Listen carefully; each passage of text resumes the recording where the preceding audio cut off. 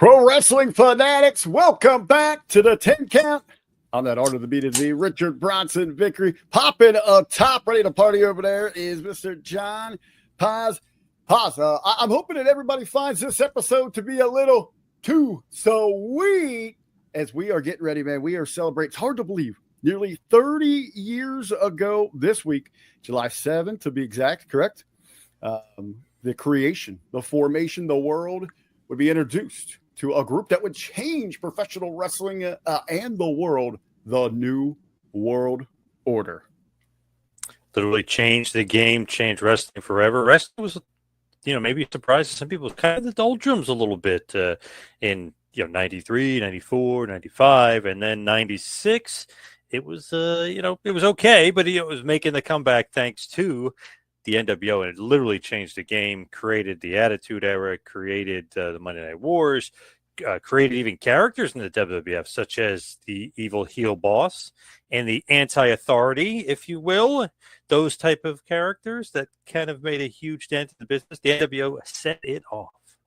Certainly a game changer, and we've got some topics we're going to run down and look back at the history, how we felt in those moments. We're going to look at some of those key players and the legacy that it left with Poz. What a better place to start off than getting in that time machine. Again, we came up in the rock and wrestling era, but this was a game changer that pulled in so many people from the lapsed fan.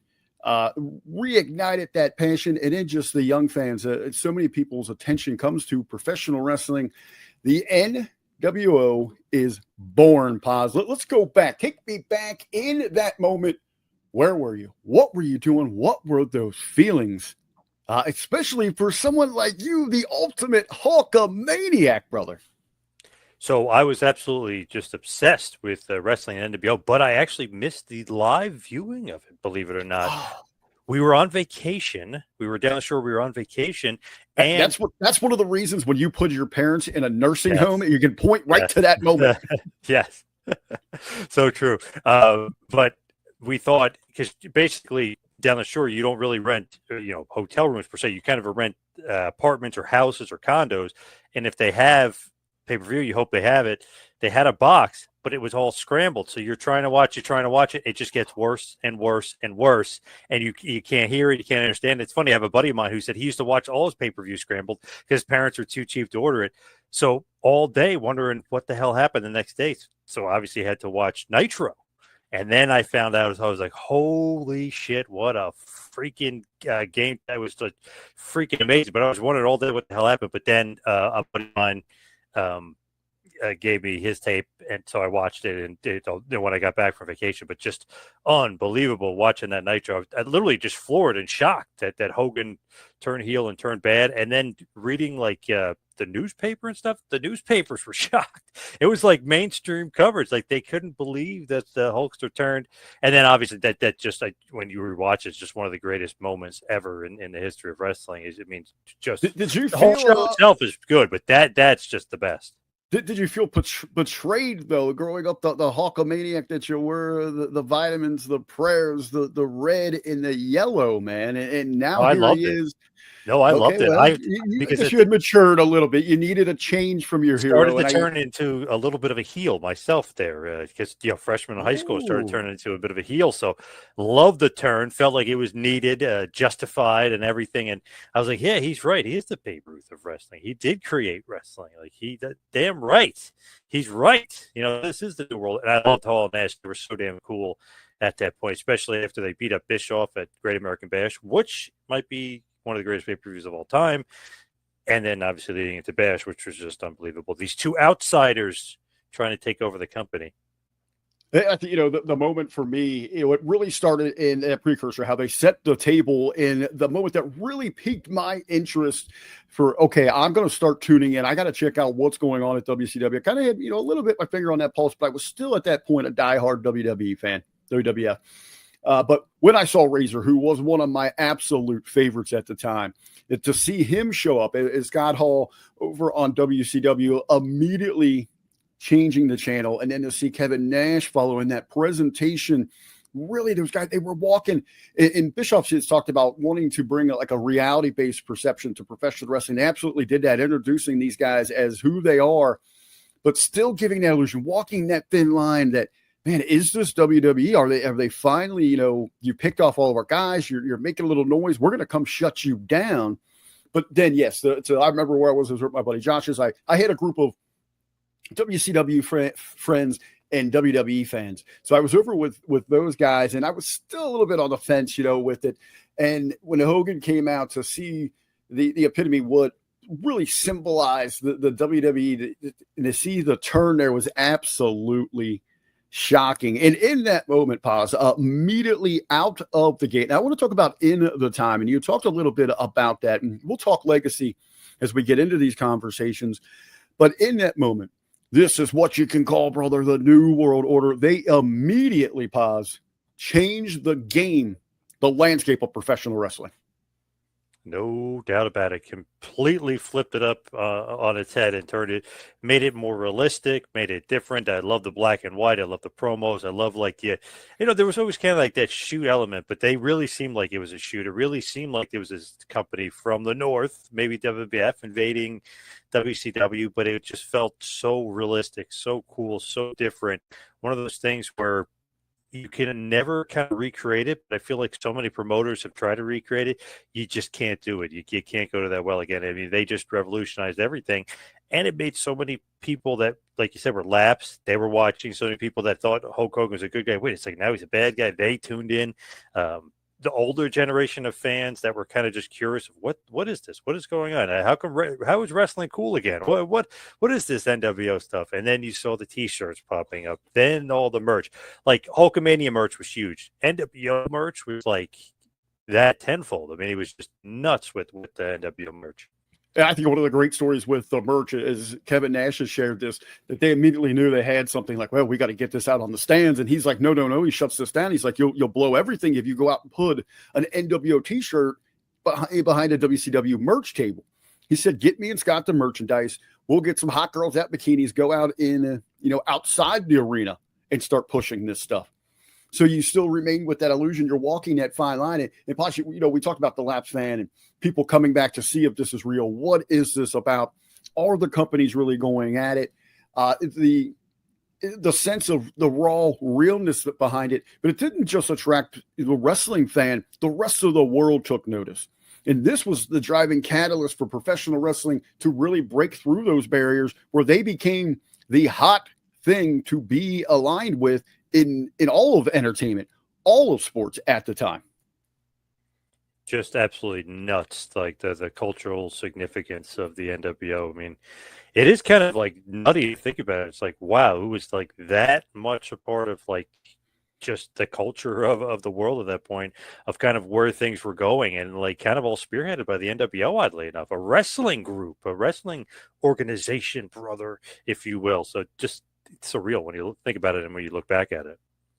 Now, when we look at that group at core, and we're going to talk about the expansion and look at some of the different members in the dynamics. But when you get down right to it, Poz, who would you say kind of embodied and was the true heart and soul of the NWO? This is very easy, very simple. Scott Hall. To me, it's without Hall, there is no NWO, there is no group, there is no cool factor, there is no a lot of those catchphrases. I know Nash is part of that too, but it just felt like Hall was just a different level of it. And then even if you look further, when Hall starts to have his issues and he starts to miss time and you could see the NWO as a huge chink in the armor, a huge hole in the group, and they're not as cool, they're not as good. It's just like without Hall, it just doesn't seem to operate as well. And when you look at it, it's like, okay, without Hogan turning, it doesn't have that much attention to it. That just skyrocketed and made this just huge volcano that just exploded. But without Hall, without like the core group there, without the heart and soul, it wasn't the NWO like as we know it. It just wasn't as good. He, without a doubt, was the heart and soul of the group, like without a shadow of doubt. Absolutely agree with you 100%. Hogan himself, as you said, that was kind of the explosion, of the volcano that brought everyone's attention to what was going on with it. But even when he showed up day one, the first member, number one, Scott Hall, he what the NWO really stood for. He is the anti-heroes, and they were the villains, but damn, they were so cool. It was hard not to, in some way. You would boo them, but you wanted to be them. People wanted to be that cool. They were the leaders of the pack, and that's what he oozed, that machismo that the NWO represented. And Hogan right there as well, as you said. And Hogan was one of those that you could almost tell he didn't fit in with the cool factor, which made it really easy for to dislike the group that got them the heat. But again, would have been nothing without the Hawks. So let's turn our attention to that. And we've heard some rumblings that it could have been one of those situations where that doesn't work for me, brother. And it was up to that last minute. Is this going to work? Is Hogan going to have cold feet and not want to do the turn? Who would they turn to? We've heard things very, that makes sense. Sting, who the long-term staple there in WCW. We've heard some crazy suggestions like Big King Mabel. It might have been it. Let me ask you, Poz. If not Hogan, then who? Man, that's just, it wouldn't have worked if it's not Hogan first and foremost. But Sting was at the level that it did. Yes, without Hogan, it just doesn't work to the way it level. Like if it's Sting, then it kind of turns into like one of those things where like, okay, this is a wrestling storyline. Like, you know what I mean? It's not. It's interesting. You know what I mean? Like it still would have been cool. Would have been like, wow, I can't believe Sting turned. But then it's like, it's just a wrestling storyline. Sting's with these two guys that used to work for WCW, but the real thing is the WWF. So it was weird. The Bret Hart, I remember, was a rumor at the point because no one realized that his contract was still going with WWF. They thought it was over after WrestleMania. The internet wasn't as prevalent then, so we weren't as sure. Luger was an interesting one, which they obviously teased because he got injured during the match. He thought maybe he's coming back out. So that was kind of an interesting one. Mabel is just one of the funniest ones ever because I remember I mentioned that to Sullivan. He goes, Mabel? The hell are you talking about, Mabel? Like he had no idea what I was talking about. I was like, well, somebody fed that, obviously somebody fed that to Meltzer, probably as a joke. He's like, it's probably no pun intended. One of those, like one of those guys, they probably fed it to him as a joke, like that. Like obviously was never going to happen. Yokozuna was another rumor that wouldn't work. Interesting. That would have might have been. Bulldog was a rumor, but that doesn't make sense really because he was feuding with Shawn Michaels at that time in WWF. So there was a lot of weird ones out there. Honestly, if not Hogan, I guess you'd have to go Sting for just as far as maybe making an impact, but there's really nobody that would even close. Let me ask you a name. The Sting one, I could envision that, as you said. I mean, obviously, go right. This is a wrestling angle here, but a name that I've never heard anyone really mention. What about Ric Flair? I don't know if that like Flair with Hall and Nash. It just seems like two worlds colliding there. That doesn't really fit. Like you put those pieces together. The guy that I could see the guy that likes to party. He's out there. I could see him and Nash and Hall rocking the limos to the parties. Obviously, Flair, heart and soul, even more so than WCW. And he's been known for the power alliances, the factions, obviously with the Horsemen that we make the great comparisons to. I'm just trying to think, would it have worked? He eventually does join the NWO, but at this time now we've got, wait a minute, the guy that's running WCW, but Ted Turner actually runs it, but he's on the payroll, but maybe he's got his own, maybe Eric Bischoff has been like that third guy to give that power struggle early on. Obviously not the name recognition because it wasn't as known than his role inside the company. It was so great, though, months later with Piper, though, and Bischoff, how Piper was trying to wrestle and Bischoff lied. And he's saying, I'm trying to make the match. The guy won't get back to me.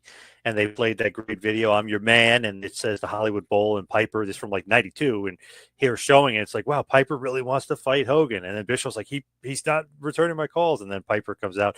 That's months later, obviously setting up for Starrcade, but after Halloween Havoc. So that was great. So I don't think Bischoff would have worked there either. It's just one of those things where it's like, unless you're getting this huge free agent from WWF, nobody's working. And that wouldn't even have worked to the level of Hogan turning heel because that was epic. I guess it would be completely unrealistic, but the only one that probably could have done better than Hogan would have been Vince McMahon himself. Would have ended up showing up on camera. But everybody, all the kids, all of our friends, from sports teams, politicians, no matter what it was, all stretches of society wanted to be down with the nWo. Everybody was joining. Outside of those top members. We talk about the founding fathers, those main event caliber individuals. Poz, who was your favorite B player or maybe, you know, a breakthrough or something like that with the NWO? It's hard to say because obviously there's so many guys in the group. It's like, who do you kind of consider in that point? But I guess, I mean, he's definitely, I would consider him NWO and part of the real NWO in the meat of it. But I would go with, this is so random, and I don't think anybody else would possibly agree with me. But I love that the fact that they added Vincent, aka Virgil, to the group. I I know had he him was on my just short list. I know it's just like kind of a, you know, quote unquote jobber for the NWO or whatever. I just love that they added another WWF guy. I love that they were making fun of Vince McMahon, calling him Vincent and stuff.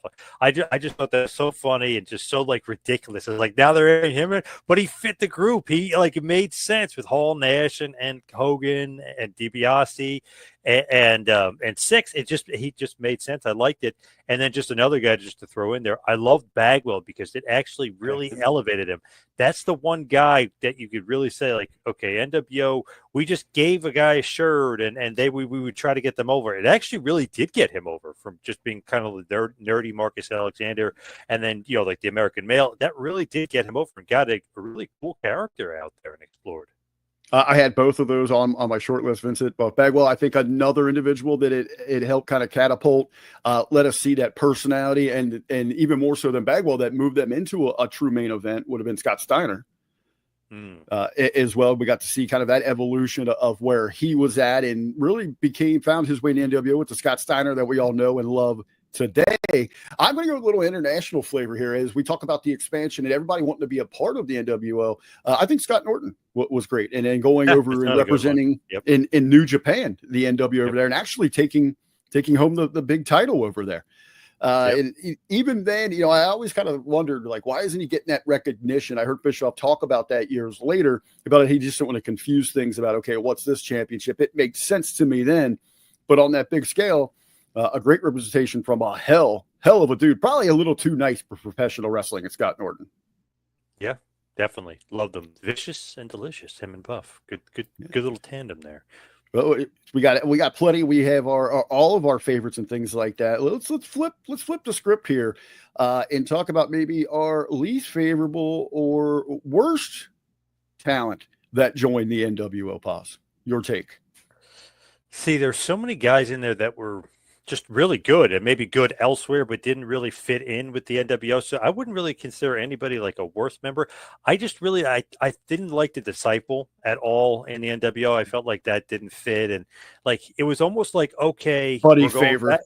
Yeah. Like, okay, we're going back to Hogan's like friendship. In '96, he brought out the birthday cake for Hogan at Hog Wild to give him the birthday cake after he won the title, and they beat the living hell out of it. It's like, okay, now we see Hogan is really NWO, like he's not favoring his buddies anymore. He beat up the Nasty Boys who thought they were going to be in the NWO. He's not being a buddy anymore. In '98, when they fired Waltman and then they had Disciple come into the group, that was like the turning point. It was like, oh man, like what are they doing? Like now it's not NWO anymore. Now it's just like Hogan just bringing in his buddies. So I don't like him, and I just didn't think Stevie Ray fit into the NWO at all either. It was just weird. I know they're breaking him off from Booker T and they're trying to put him. I just didn't think he fit at all. I think it was just an easy way to make a more of a little heat, a counter. Yeah, you know, I just didn't like it between them. I don't know if they necessarily needed that with the brothers splitting up. And I'm glad, you know, I think when I answered some question, and if we would ask most people, they would just go to someone that they thought stunk in the ring or it wasn't over or something like that. But yeah, to me, it was about fits. You know, who do you see representing those NWO colors? And I got two. And my first one is my number one, and that's Bret Hart. You know, who really represented everything that the NWO was against, and you still believe somewhere in there. I know it was so cool to have the WWF talent seem to be taken over, but you knew in your heart that what the WWE represented, Bret stood for, and just the traditions of professional wrestling were so important to him. So I would put him up there. And my other suggestion here ties in a little bit to our next topic. Down the road in a later version of the NWO, I would also include Shawn Michaels, you know, who was the average. I know they're all buddies and all of that, but, you know, with DX and that. But I do want to talk about, Poz, and get your take on this when the NWO shows up in the WWE.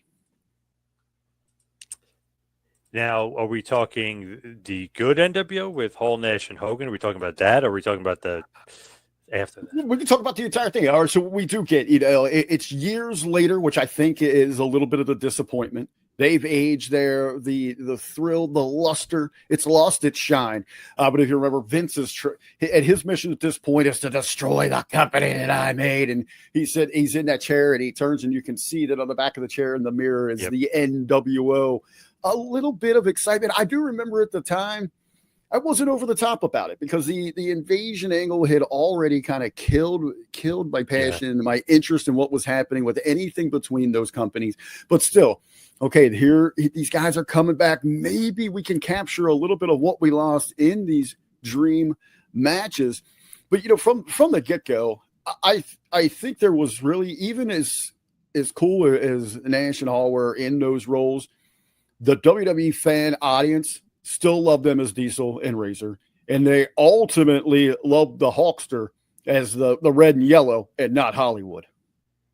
To me, when they first came in and Vince did that, I loved that. I thought that was so cool, so different. I'm like, now you're bringing these MFers back. Like, geez, you should have brought them back for the invasion. But I was like, that was cool. That was great. Like, he's got to kill his own creation because Flair was part owner. And, like, I kind of like that. I thought that was cool, different. Obviously, put a jolt into Mania that year. They drew really well for Mania, considering the trajectory of where they were headed down. They kind of scooped back up for Hogan Rocket Mania. So I like that, and I liked Hogan Rocket Mania. That was awesome. I just felt like the Austin Hall feud didn't really go that well. The Nash got hurt, so they were kind of just snake bit, and obviously Hall loses and Hogan loses, so you could tell Vince just wanted to kind of kill off the NWO and be like, oh, well, WWE is better than the NWO. They're better than WCW, which is another stupid thing that Vince always does. But when they bring the NWO back again, when Hall's gone and then Nash is there, but then they have the Giant, but they still have 6, and they put Booker T in the group, they put Shawn Michaels in the group. That was just terrible. Just awful booking. They just completely inept and clueless. But when they first came in, I kind of liked it with Hogan, Hall, and Nash. You had mentioned as well there, let's go to reliving the moment. And we see NWO years later make a return in the Sting Triple H match as well for a big pop. Yes. And a pretty cool, but maybe not as memorable as we look at it now. Yeah, horrible finish too. That was really, really bad. Absolutely. Well, again, we talked about NWO taking over. Everybody wanted to be a part of it. One of the big knocks and conversations that fans, even, the Legends of the Talking Heads podcasts regularly debate here is, did the NWO grow too much? And you know what they say, man, size matters, Poz. What are your take when people say that, when it got outside of the core of obviously the first 3, but maybe like the first 5, that it started to lose its luster. And that's when they went kind of jump the shark with it. So the initial group, obviously, Hall, Nash, Hogan is great. And everyone's saying, oh, they should just kept it at 3. No, it makes sense that they added guys like DiBiase because then it's like, okay, they have a money man. Like, that was cool. And it kept your interest on Nitro. Okay, when the Giant gets added in, it's like, oh, do they really need the Giant? But if you actually look at it at the storyline device of what they're doing with him about the feud with Hogan, him kind of not helping him against Piper at Starrcade, it kind of, and him winning World War III and then saying, oh, but I thought I got a title shot. It did make it more interesting and intriguing. So it was kind of good. And then it just made it look like, wow, these guys that are taking over just added one of the biggest wrestlers, on the planet to the team. Like, they're unstoppable. So it kind of made it like, that was like, I thought a good thing. And like, okay, Hogan's totally bullshitting this guy. He's taking him under his wing. Obviously, just trying to hold him back. So that kind of leads to a Hogan Giant feud. So I kind of like that aspect. The 6th thing is absolutely perfect. That was awesome. What an addition. He added so much to that group. Adding Bischoff was so great. And because you're like, wait, how are they getting away with all this stuff? And how are they always at the building? And how are they selling merch? Like, all this other stuff. Then you realize, oh, shit, they had somebody working from them. That was the boss behind the scenes. Yeah, just not somebody. They had the guy. Yeah, the guy. So that was cool. That was great. Loved Vincent, a part of the group. That I just thought that was great. Buff, that's great. And that's where they should have stopped. Like, then it starts getting too much with the boss man and VK Wall Street, and it just adding way too many guys. Although I'll throw this in there, I love fake Sting too. The NWO Sting, bogus Sting. I loved him, part of the group, even though technically not a part of the group. For at that me, point. At that point, the complete expansion worked. I am a total mark for the documentaries like Lockup and Gangland, where they take a look inside like the prison system or the gangs, and you look at their politics and how they work and how they control inside of those prisons or the streets, and it's all a numbers game. It's part of the mission statement of the NWO, which it's in the entrance. We are taking over. And how do you do that? You do that by growing your numbers, by aligning your military force with the numbers. Now, granted, you're going to have people at the top. You're going to have your generals, your shot callers. You're going to have your enforcers, your numbers guys, all the way down to foot soldiers. You need all of those types of individuals. And it also the same with any kind of empire, military movement that we have seen throughout the history of man. If it's the Mongolians, if it's the Persians, if it's Rome, when they came in to conquer a new land, it was either get on board or you're gone. So, and that's what the NWO was about. It was about growing those numbers, growing those masses so that they would just overwhelm and consume WCW. So for me, it made complete sense about how they would operate that way. And again, you have those guys at the top, your shot collars, but your foot soldiers, the front line, who's going to eat those bullets, just as important for me inside the realm of the NWO. So sure, some of them got silly, but that's what you want. You need those types of individuals if you're going to conquer the masses. maybe too many guys though. Like they said, you just gave a guy a shirt and you thought he'd be over because he's got an NWO shirt. Doesn't exactly work out that way. You recruit every you get in, man. So it worked for me in that sense.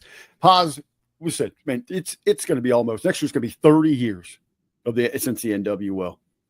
It is insane in that time what it has meant to professional wrestling and still to today in 2025, how important the creation, the group has been in the landscape of professional wrestling. What is the continuing legacy of the NWO? To me, legacy of the NWO changed wrestling forever. Greatest faction of all time, the most influential group of all time. Without the NWO, there is no Attitude Era. There is no Steve Austin. There is no evil Mr. McMahon. There is no, them, taking over the wrestling business and making billions of dollars today. They changed the game forever, changed the landscape, a part of the lexicon, a part of mainstream.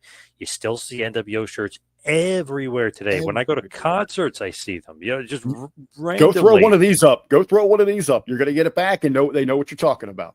And no joke, the garbage man at my house was wearing an NWO shirt. I threw it up. He threw it back. I was like, that is awesome. And I was like, I cannot believe I just saw a guy outside my house with an NWO shirt. And yes, it legitimately happened. I was like, that is just unbelievable. I've seen, like at Wawa, I've seen a guy walking where he was wearing the NWO shirt. I'm like, oh my God, it's just the Kardashians freaking randomly wearing it. And they don't even probably know what that is, but they were wearing it. So it's just a part of the mainstream culture for life. You still got sports teams that still rock some kind of version of the NWO shirts with their own themes. You can see it prevalent inside of their locker rooms. The crotch chops that came from the NWO. I remember I got flagged in high school football like 3 times for excessive celebrations for crotch chopping after some TDs. Again, right here, you throw this up out in public, yeah, people know what you're talking about. You're going to get a 2-sweet back. A wrestling fan somewhere when Hendrix hits the jukebox and someone starts giving you the Hogan entrance. Hey, I'm going to work with it. That's my dance move to it. Look at all the factions inside of professional wrestling that tried to emulate and try to want to capture all the invasion angles that we have seen since then. The LWO to this day is so popular inside WWE, a spinoff of WWE International with the New Japan NWO. All of those making ways towards today, still a number one merch dealer. To me, the greatest faction that has ever existed inside of professional wrestling. I know that might be a hot take with some, but the Horsemen never went mainstream. They weren't the hottest thing in society. We could search forever before we find someone wearing a Horseman t-shirt today. It is the NWO. They were the game changers, the absolute best at it. There's no doubt about it. I agree. All right, Poz. Well, it is time as we wrap things up here for our pro wrestling pop of the week. And I had a good one, but I'm going to save it for next week. I've been laughing all week about it, so I had to go find something WW or nWo theme, and I think this one's pretty true. Now, the nWo, they were always talking about we're taking over, but in the end, Poz, it was actually DX that took over the professional wrestling business. That is true. All right, Poz, we're getting settled in for a big weekend of professional wrestling action. We'll be back. You and I will be back next week. We'll cover. Man, we've got AEW all in Texas, the big stadium show. Hot Atlanta, WWE TakeOver. WWE's got some big competition this weekend. It ain't AEW. Beyonce's in town in Atlanta, and she's selling out that football stadium, brother. Big competition. All right, everybody, we will see you next week right back here on